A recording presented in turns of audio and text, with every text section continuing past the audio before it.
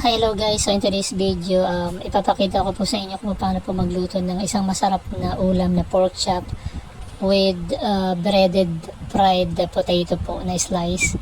So yan po, meron tayong pork chop dito as ingredients, tapos yung mga slice na potato. Kung meron kayong buong potato, slice nyo lang po yan. Yan, so fresh, dapat malinis po. And then kung meron kayong pang breading katulad niyan, dito kasi yung breading nito is binili, so pwede naman po kayong gumawa ng sarili nyo. And pwede nyo pong haluan lang kung ano pang gusto nyo pong pampalasa. Tapos yan, kapag ready na yung breading natin, i-ano lang po natin yan, yung pork chop natin, ipaikot-ikot lang. Pwede nyo rin po yung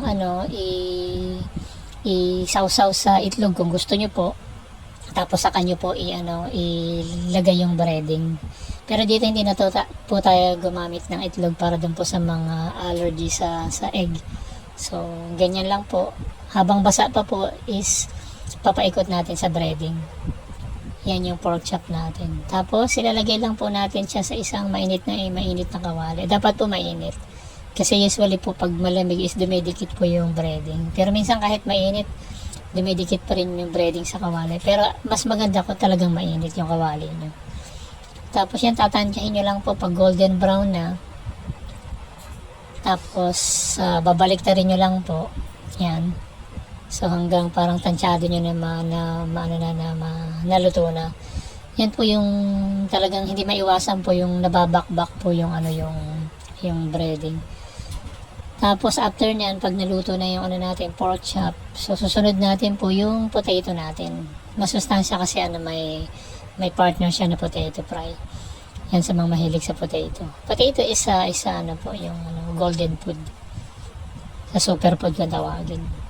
Yan, so ilagay lang natin yan. Kung may natira pa po kayong breading, so yan.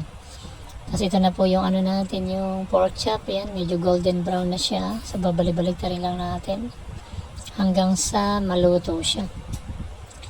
Tapos habang nag-aantay tayo maluto yung pork chop, yan, so yung breading natin, paikot-ikutin natin dyan yung potato.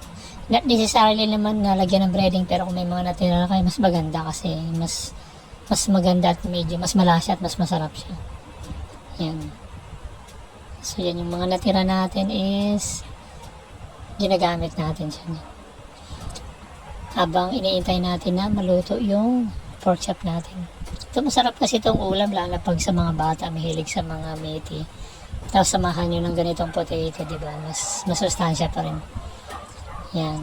So ipiprito na rin natin yung natin potato na may breading ng natirang doon sa pinagamitan natin ng pork chop. Ayan. Mas maganda po yung ginagamit nyo rito, katulad yung ginagamit ko yung tong, kasi mas madali siyang hawakan.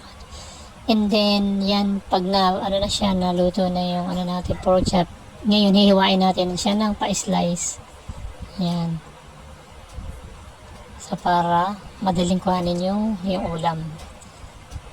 Yan, para mas dumami siya. Okay, yan. Yan, so pagluto na natin, pagsama-samahin nyo lang dyan. Tapos para medyo attractive, so i-arrange nyo yan para yung mga bata, yung mga anak nyo, mas lalong ganahan sa pagkain. Parang feeling nila kumain sila sa isang restaurant. Yan. So sa murang halaga, nakagawa kayo ng pagkain na malinamnam and presentable and masustansya pa. So yan. Yan, diba? Ang ganda na. Ang sarap kumain. Sigurado mapaparami kayo ng kanin sa ganitong ulam. Alright. So sana nagustuhan niyo po yung video natin, and kung hindi pa po kayo nakasubscribe sa channel natin, huwag niyo pong kalimutang mag-subscribe para patuloy tayo na mag-present na masasarap na pagkain dito.